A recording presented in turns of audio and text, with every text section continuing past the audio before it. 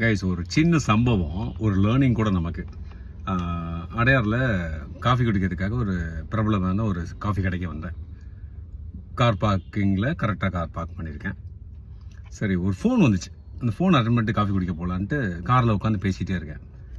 இப்போ நீங்கள் இங்கே பார்க்குறீங்கல்ல, இங்கே ஒரு பைக் பார்க் பண்ணியிருக்குல்ல, இப்போ கொஞ்சம் தள்ளி இருக்குது அந்த பைக்கு. நான் ஃபோன் பேசிகிட்டு இருக்கும்போது அந்த பைக் வந்து கரெக்டாக இந்த கதவு பக்கத்துலேயேங்க, இங்கே பக்கத்தில் கொண்டு வந்து பார்க் பண்ணிவிட்டு 2 பேர் இறங்குறாங்க. நான் வந்து இப்படி கதவை நாக் பண்ணிவிட்டு, என்னங்க இப்படி விட்டா நான் எப்படிங்க வெளியில் வர்றது அப்படிங்கிற மாதிரி இப்படி கையை காட்டினேன். அதுக்கு அவங்களுக்கு கோவம் வந்துருச்சு. நாங்கள் பைக்கில் வந்திருக்கோம், நீங்கள் காரில் வந்திருக்கீங்க அப்படின்னா கையை காட்டுவீங்களா அப்படின்றாங்க. இல்லைங்க, இப்படி கதவு பக்கத்தில் பைக் விட்டு போனால் நான் எப்படிங்க கதவு திறக்கிறது, நான் எப்படிங்க வெளியில் வர்றது அப்படின்னு நான் கேட்குறேன். பிறகு நாங்கள் எங்கே பைக்கை விடுறது அப்படின்னு கேட்குறாரு.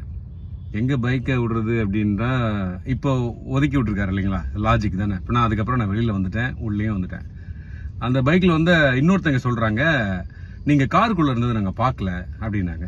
காருக்குள்ளே இருந்தது பார்த்தாலும் பார்க்காட்டாலும் காரை ஒட்டி நீங்கள் பைக் விட்டுட்டு போனீங்கன்னா வெளியில் போயிருந்தாவும் உள்ளே எப்படி வர முடியும்? இது சிம்பிள் லாஜிக் தானே.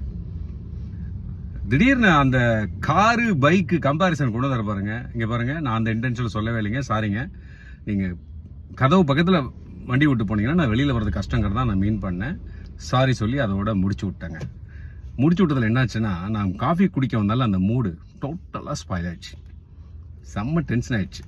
என்னடா இதுன்ட்டு.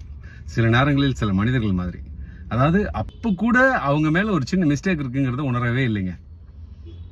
அப்புறம் பைக் ஸ்டிக்கரை பார்த்தா அட்வொகேட் அப்படின்னு போட்டிருந்தது. சரி, அப்பா நியாயமாக தான் பேசுவாங்க அப்படின்னு நினச்சிட்டு விட்டுட்டாங்க.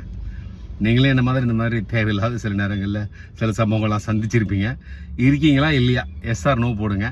முடிஞ்ச அளவுக்குங்க அடுத்தவங்களுக்கு எந்த உபத்திரமும் இல்லாமல் நம்ம பாட்டு நம்ம வேலையை பார்த்தோம்னா நல்லதுன்னு எனக்கு படுதுங்க. அதே நேரத்தில் தேவையில்லாத அவங்ககிட்ட ஒரு ஆர்கியூமெண்ட் பண்ணி டென்ஷனாக இன்னும் பதட்டமாக வேணான்னு சொல்லிட்டு தான் சாரி சொல்லி முடிச்சு விட்டேன். ஓகேங்களா?